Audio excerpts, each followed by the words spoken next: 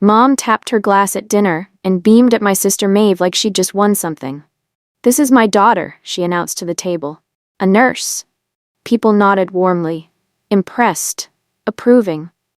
Maeve shifted slightly in her seat but smiled because there was nothing else to do with an audience watching. Then Mom turned toward me. Her lips curved into a smile that felt like a hand reaching across the table to push me down.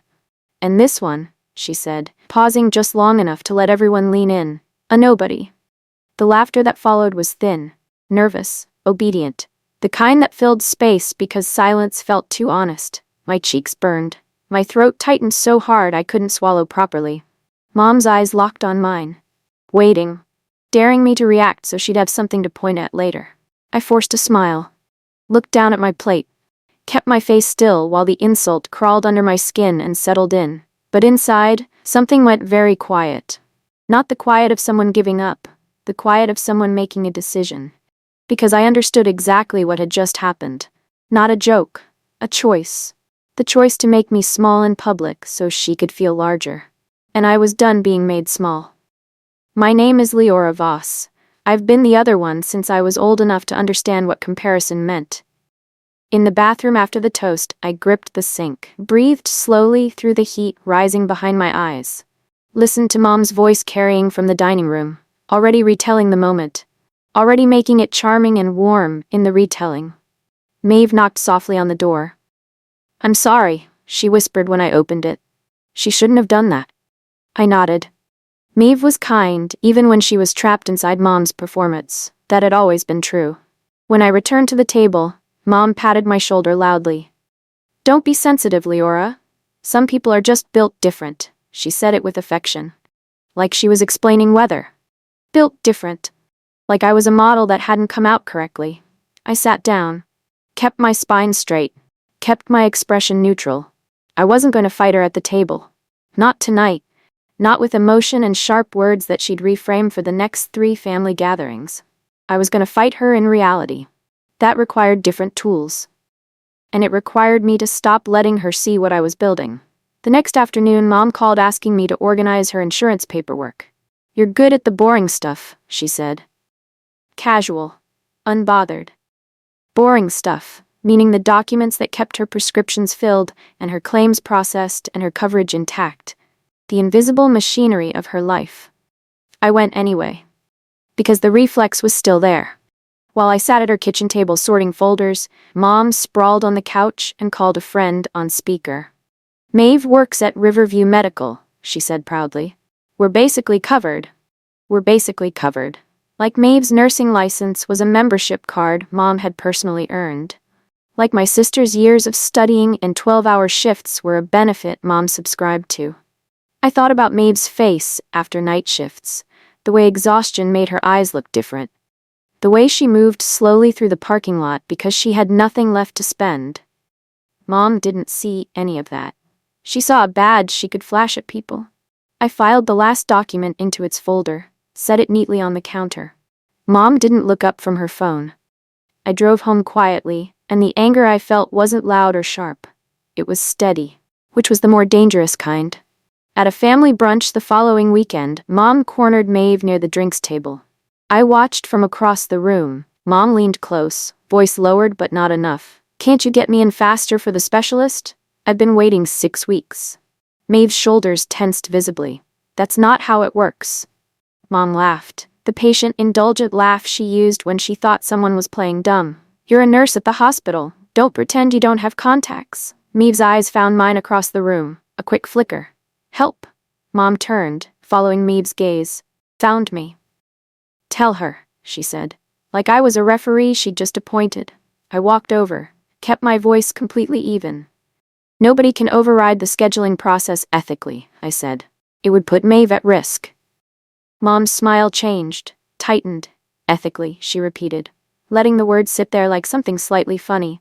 Then she looked at me. "Listen to the nobody lecture me about ethics." I held her gaze, didn't argue, didn't explain further. But I understood something new in that moment. She didn't just disrespect me. She resented the word no from anyone. About anything. What Mom didn't know was that I worked at Riverview Medical too. Not in scrubs. Not in any role she would have recognized as impressive at a dinner table. I was in patient experience operations. My job was complaints, safety documentation, workflow improvement, and follow-up reporting on care quality incidents. Invisible work, unglamorous, entirely necessary. I'd never told Mom the specifics. I'd given her the vague version when she asked, and she'd lost interest fast. Which was fine with me, because I'd watched how she used Maeve's role, how she waved it around like a credential that belonged to her, how she said we're covered as though Maeve's license was a family asset she had partial ownership of. If Mom knew what I actually did, she'd either try to exploit it or find a way to make it sound irrelevant. So I kept it quiet, kept working, kept building the kind of institutional knowledge that wouldn't impress anyone at a holiday table, but mattered enormously to the people whose care depended on it being done correctly. And I started paying attention, not just to my own work, to how frequently Mom tried to use the hospital as a tool, and what she was willing to ask Maeve to do to make that work. Maeve called me on a Tuesday evening after a shift. Her voice was shaking, not fully, just at the edges. The way someone's voice shook when they'd been holding something tightly for too long and couldn't keep the grip anymore. She keeps asking me to look things up, Maeve admitted. Patient information, scheduling details for people she knows. My stomach dropped completely. That's a hard no, I said immediately. Maeve, that is a hard no. I know. Her voice was very small. But she says if I really loved her, I wouldn't make it difficult. I sat down, because that sentence was so specific, so targeted, so expertly shaped to make a loving daughter feel like boundaries were cruelty. If you really loved me, you wouldn't protect yourself. Mom wasn't asking for help. She was asking Maeve to risk her nursing license to prove that family loyalty was more important than professional integrity. If she pressures you again, I said carefully, you tell me, immediately, the same day. Maeve exhaled, the sound of someone who had been holding their breath for longer than they'd realized. Okay, she said, and I understood what I needed to do. This was no longer just about me. A relative messaged me on a Wednesday morning, short message, forwarded from the family group chat. Your mom says you're still looking for work. I stared at the screen. Looking for work. I'd been employed full-time for 2.5 years. I was taking evening classes on top of that. I hadn't been unemployed since the year I graduated. I started typing a reply, stopped, because arguing on the family group chat was exactly what Mom's version of events was designed to produce. Me looking defensive. Mom looking like a mother with a struggling child she'd been patiently supporting. The narrative reinforced by the very act of fighting it. I closed the message, opened my phone camera instead. Screenshot, saved to a new folder. I named it Comparisons. It felt strange to name it that. Deliberate, like admitting something out loud. But I was tired of having my life narrated by someone who had never asked me a direct question about it. Tired of corrections disappearing into thin air because I'd said them once in the wrong setting, and nobody wrote them down. If Mom wanted to tell a story about me, I was going to document every chapter she invented, so the truth had somewhere to live. Mom arrived at Riverview Medical unannounced on a Thursday afternoon. I was in a workflow meeting when my phone buzzed with a text from a colleague in the main lobby. Is the woman at the front desk related to you? I slipped out. Stood near the corridor entrance. Watched. Mom was at the reception counter, leaning slightly forward, voice carrying. My daughter is a nurse here. I need to speak with her immediately. The clerk explained visiting protocols. Mom's expression shifted. The particular shift she made when she'd expected a door to open and it hadn't. Do you know who I am? She said. The clerk's face stayed professionally neutral. Ma'am, our policies apply to all visitors. Mom left. I watched her go, stayed where I was. That evening, Maeve called me, voice tight. She screamed at me for 20 minutes, Maeve said they treated her like a nobody. The irony settled somewhere painful in my chest. The word she'd used to label me, now applied to herself by a system she thought Maeve's badge would unlock. I added the lobby incident to my folder. Date. Location. What I'd witnessed. Maeve said very quietly, she's getting worse. I already knew that. Mom called me late on a Sunday night. Her voice was the particular kind of sweet she used when she wanted something and had decided charm was the most efficient approach. I need your help with something, she said. I think I was billed incorrectly and I need it handled. I said carefully, I don't work in billing. She paused. Then what exactly do you do? The genuine lack of curiosity behind the question was its own answer. She'd never asked before. Wasn't actually asking now, just filling space before she arrived at the point. Patient experience and safety operations, I said. She laughed. So you handle complaints?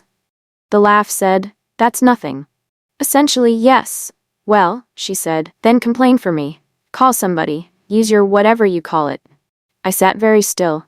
She wanted me to use my professional role as a personal favor lever. The same way she wanted Maeve to use her nursing access. Just with different tools. That's not something I'm able to do, I said. Her voice cooled. So you're useless. I ended the call. Saved the timestamp in my folder. My hands were shaking, but my thinking was very clear. I stopped by Mom's house on a Saturday afternoon with groceries, heard voices in the kitchen before I reached the doorway. Mom's voice. Low. Urgent. Just look it up, nobody will know.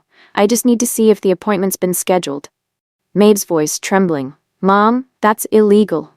Mom's voice changed, sharpened. Oh my God, you're so dramatic. Dramatic. The word she deployed like a tool whenever a boundary inconvenienced her.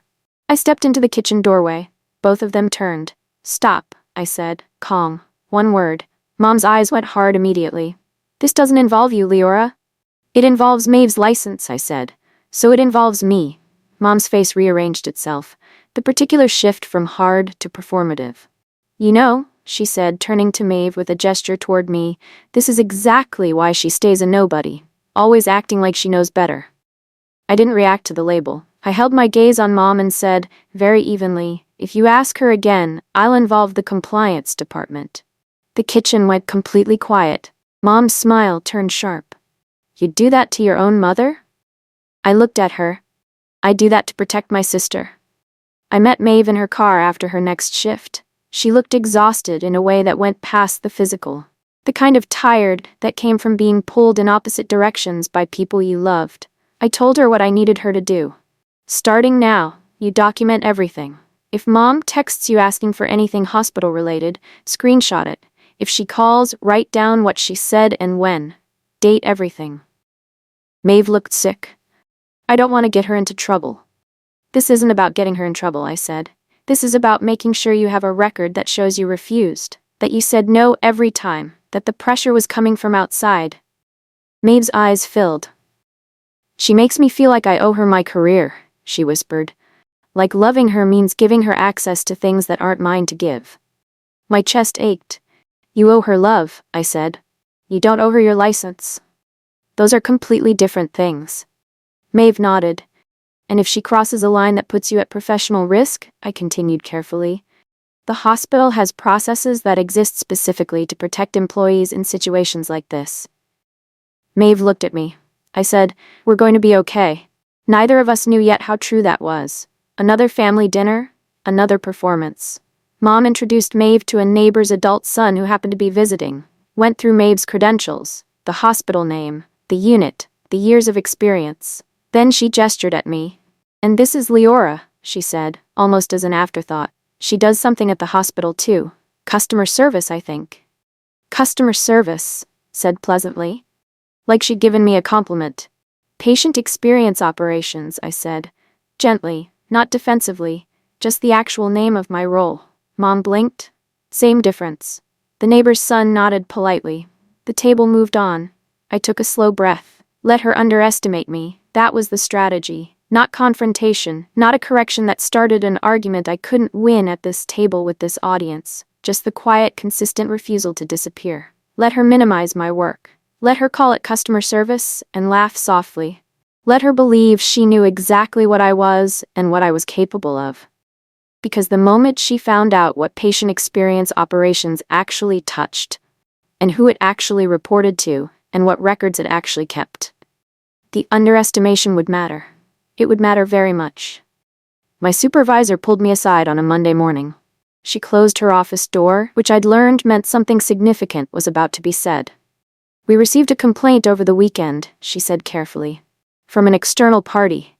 She claims you interfered with her appointment scheduling using your access. My stomach turned completely over. That didn't happen, I said. I know, my supervisor said. Immediate. Certain. I checked your access logs. There's nothing there. But I need you to know because it's been flagged. I kept my voice steady through the whole conversation. When I left her office, my hands were shaking so finely I had to hold them together. Mom had filed a complaint against me. Not because I'd done anything. Because I'd told her no, and she'd needed a way to re-establish control. She had taken the fact that I worked in a hospital and tried to turn it into a weapon pointed at my own professional record. I went to my desk, sat down, opened my documentation folder, added the date, what my supervisor had said. Exactly. My chest hurt. But my thinking was cleaner than it had ever been. I started building the documentation more systematically. Every text where Mom asked for hospital-related access or information, every call where she applied pressure, the lobby incident, the complaint she'd filed with my supervisor, the overheard kitchen conversation. Maeve sent me her own screenshots. Several texts where Mom asked her to just check something. One voice message where she said, "I'm not asking you to do anything wrong, I'm asking you to be a good daughter." I organized everything chronologically. Dates, exact quotes where I had them, my own written summaries where I'd witnessed things directly. Then I met quietly with a compliance colleague, not formally, just a coffee, a general conversation. I described the situation in hypothetical terms. An employee being pressured repeatedly by a family member to access patient records and scheduling systems on that family member's behalf. My colleague said, if something like that was reported to compliance, the first priority would be protecting the employee's record. Making sure it was clear they'd refused and documented the refusals. Protect the employee. I exhaled slowly. Mom had always assumed the hospital ran on her terms, on what she could charm or demand.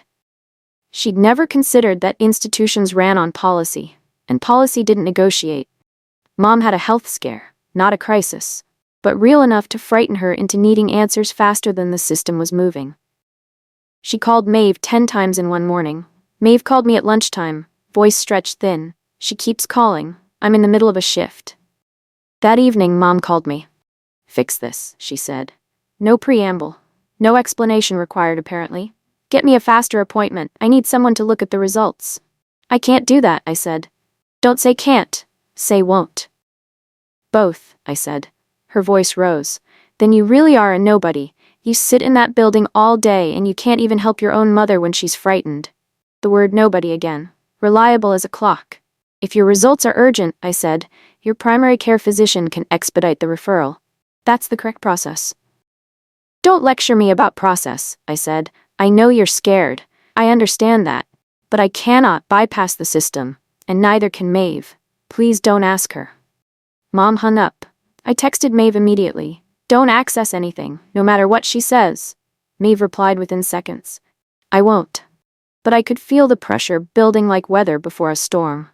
Mom appeared in the Riverview lobby on a Wednesday afternoon. I was walking between buildings when I saw her. She was at the front desk, shoulders back, voice carrying the way it did when she'd decided she was owed something. My daughters work here, she was saying loudly. I need access to the diagnostic unit. My daughter is a nurse, and she's expecting me. Maeve was not expecting her. I knew that because Maeve was currently 3 floors up, finishing a charting review. The security officer approached, calm, practiced. I stood and watched for a moment. Mom's eyes swept the lobby, found me. Leora. Tell them who you are. Voice commanding. Certain I would comply. My cheeks burned, my heart hammered, and then something shifted. Not from fear, from clarity. I walked forward, spoke directly to the security officer, kept my voice completely professional. I can escort her outside. Mom's face changed completely, the shock of it, of me not performing the role she'd assigned. Outside, she was furious. Her voice shook. You made me look ridiculous in there. I looked at her. Steady. You made yourself look ridiculous, I said. I just didn't cover for it. At home that evening, Mom called me 4 times before I answered. She was incandescent. You embarrassed me in front of people at my own daughter's hospital. It's not your hospital, I said, very quietly. You humiliated me. I kept my voice level. I declined to override the security team on your behalf. That's not humiliation, that's how it works. Because you chose your job over your mother. I chose professional integrity. I said. Yes. Mom's voice dropped, became colder, more precise. You think this makes you look good? Working in an office, handling complaints, choosing rules over family? Office, said the way she said customer service, like a small disposable thing. Do not come to my workplace again, I said. Silence. Then she said, or what, you'll report me? You'd report your own mother? And there it was, the first time she'd said it out loud, testing it, seeing if the threat of that possibility would make me fold, make me apologize, make me walk back toward her version of things. I sat with the question for a full 3 seconds. Then I said, if you put Maeve's license at risk, I'll do what I need to do to protect her. I ended the call and started thinking very seriously about what came next. Maeve came to my apartment on a Saturday evening. She sat on my couch and told me something that made me go cold. I almost did it.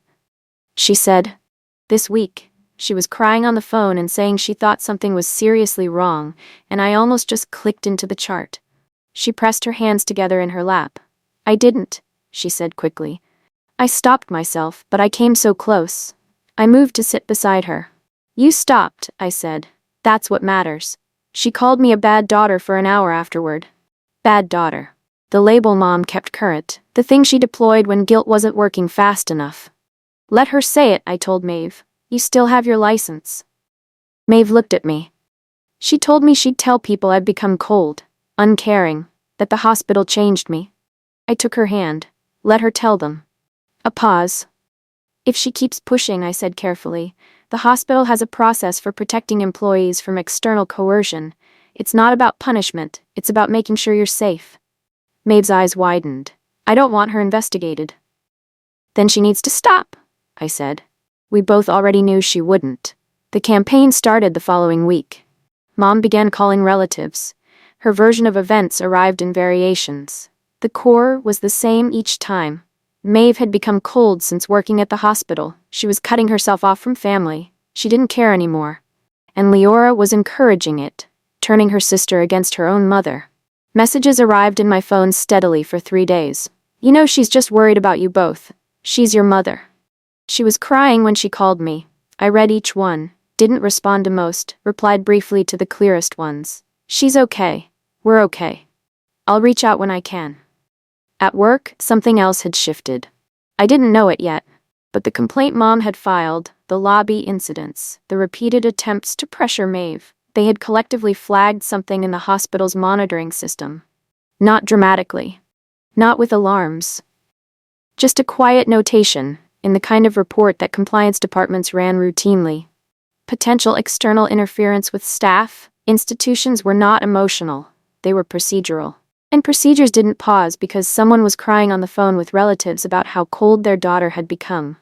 Compliance called Maeve in for a routine meeting. She texted me before she went, hands shaking emoji, followed by, "Can you come?" I went. Not as staff, as family support. Sat in the waiting area. The compliance officer met with Maeve alone for about 20 minutes. I watched the door. When Maeve came out, her eyes were red. We found a quiet corner. They said they weren't accusing me of anything, she said. They said the meeting was to make sure I was safe. That there had been some flags around repeated external contact with our department. I nodded slowly. They asked if I was being pressured. What did you say? I said yes. Maeve's voice cracked. I said my mother had been asking me to access records and I'd refused every time. They wrote it down. She looked at me. They said my record was clean. I exhaled. Then, Maeve said, my phone buzzed. Mom. She showed me the text. Mom, if you told them anything about me, I swear to God you will regret it. My stomach dropped. I looked at Maeve. Screenshot that, I said. Right now. What do we do? She whispered. We tell the truth, I said.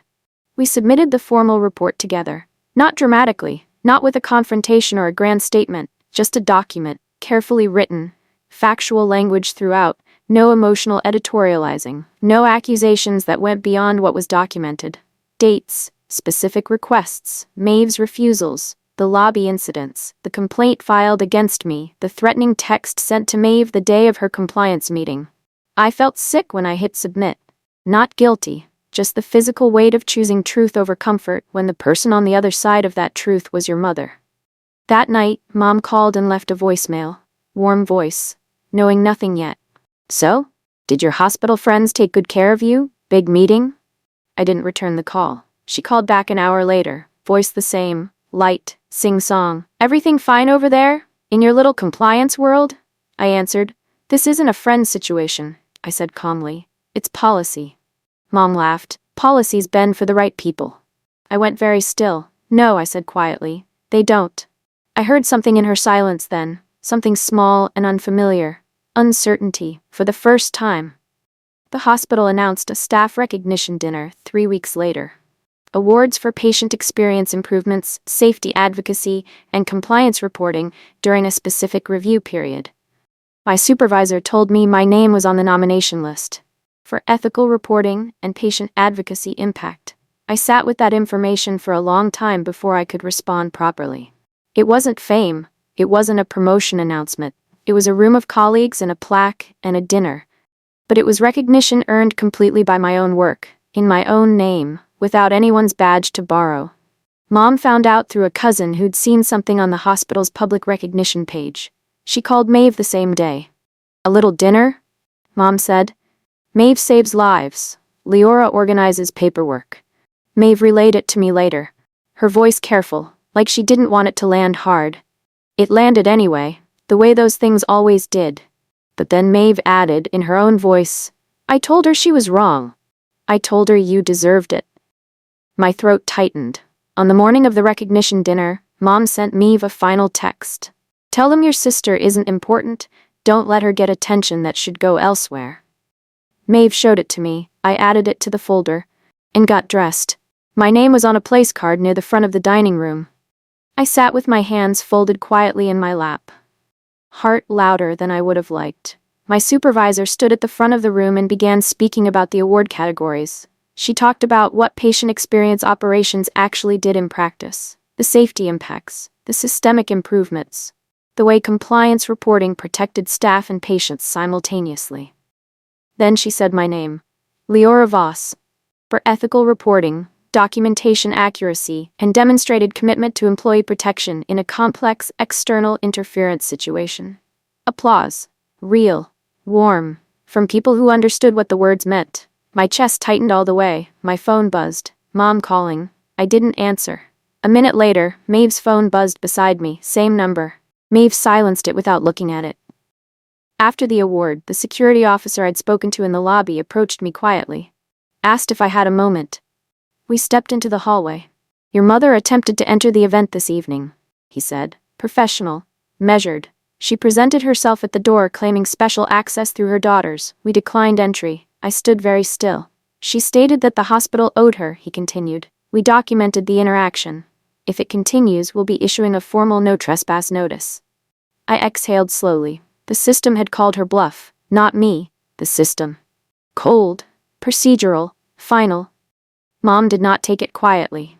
At the next family gathering 2 weeks later, she tried to turn it into a story she controlled. They acted like I was some stranger, she announced, laughing, trying for the amused, wrongly treated tone. A relative looked at her carefully. Why were you trying to get into a staff event? Mom's expression shifted. Because my daughters work there. I wanted to see Leora receive her award.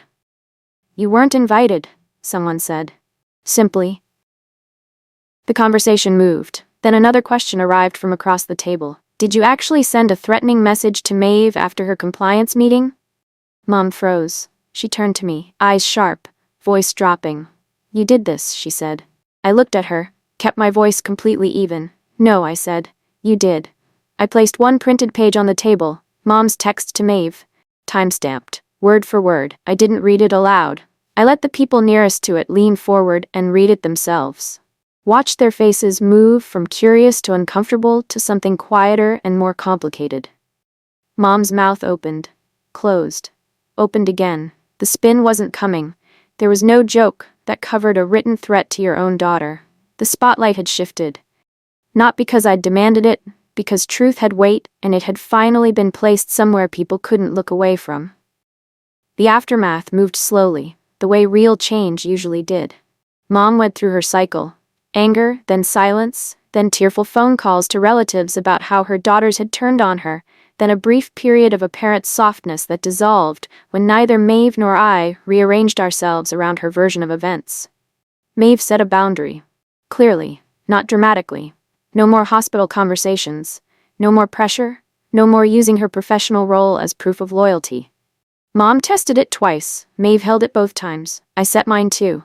No access to my workplace, no commentary on my professional life, no comparison speeches at family tables. I didn't go no contact. I went low contact. Calm. Consistent. Without apology. My role expanded at work. The documentation I'd built during those months became part of a training case study on protecting employees from external coercion. My supervisor told me directly that the clarity of the reporting had made a real difference. Nobody called it customer service. The next Thanksgiving, I didn't go to the comparison dinner. I hosted a small meal. Maeve came after her shift, still in her scrubs, hair in a loose braid. We ate quietly, talked about small things. Let the peace of it be ordinary. At one point, Maeve said, "She called me a nobody last week." I didn't react. I looked at her. "Neither did I," said. Because the real thing that had changed wasn't Mom. It was us.